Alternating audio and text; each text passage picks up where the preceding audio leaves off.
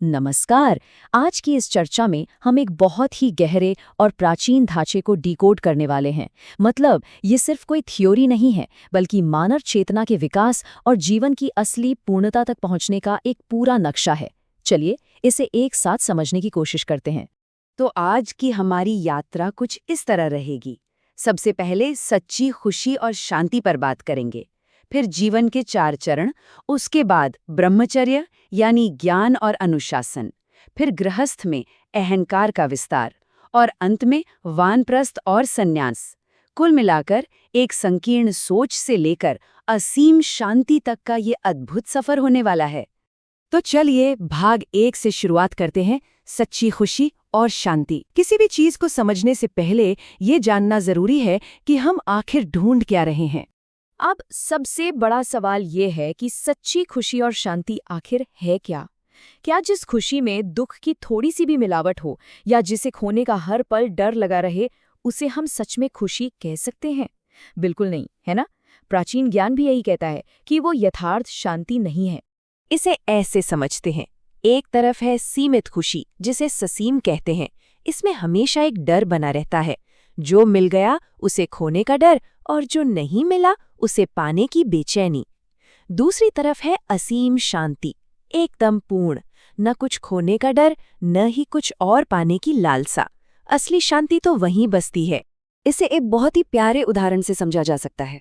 सोचिए, एक छोटी बच्ची अपनी गुड़ियों से खेलकर कितनी खुश होती है, राइट? लेकिन जब वो बड़ी होती है तो क्या वही गुड़िया उसे संतुष्ट कर पाती है? नहीं, उसकी जरूरतें बदल जाती हैं। बिल्कुल ऐसे ही जैसे जैसे हमारा जीवन आगे बढ़ता है, हमारी मानसिक और आध्यात्मिक जरूरतें भी बदलती हैं। हम नश्वर चीजों से ऊपर उठकर शाश्वत सत्य की तरफ बढ़ने लगते हैं। यहीं से हम आते हैं भाग 2 पर, जीवन के 4 चरण।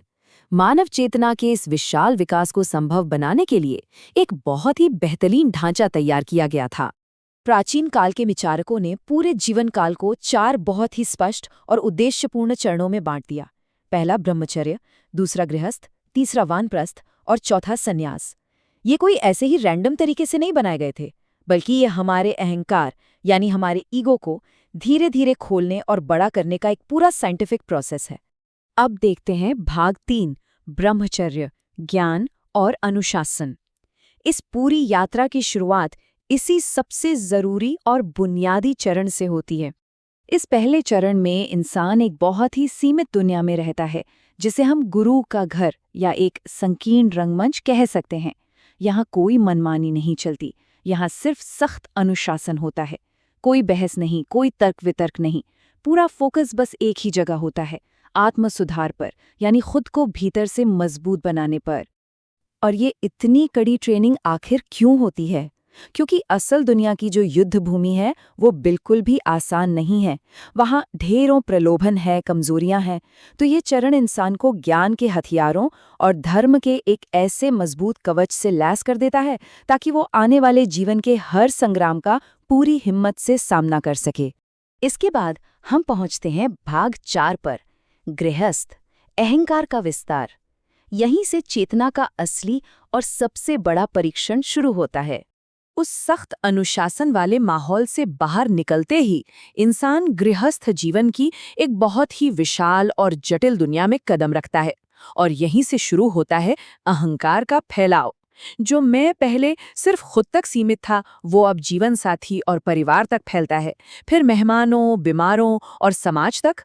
और अंत में ये एहसास होने लगता है कि पेड़ पौधे, जानवर और ये पूरा ब्रह्मांड भी तो हमारे ही जीवन का हिस्सा है। मतलब ये बात बहुत गहराई से समझ में आने लगती है कि एक इंसान का जीवन इस पूरे ब्रह्मांडीय जीवन का बस एक छोटा सा हिस्सा है। बिल्कुल वैसे ही जैसे अगर शरीर के किसी एक अंग पर चोट लग जाए तो उसका दर्द पूरे शरीर को महसूस होता है। समाज के एक हिस्से का नुकसान पूरे मानवता का नुकसान है। सब कुछ एक ही सूत्र में पिरोया हुआ है।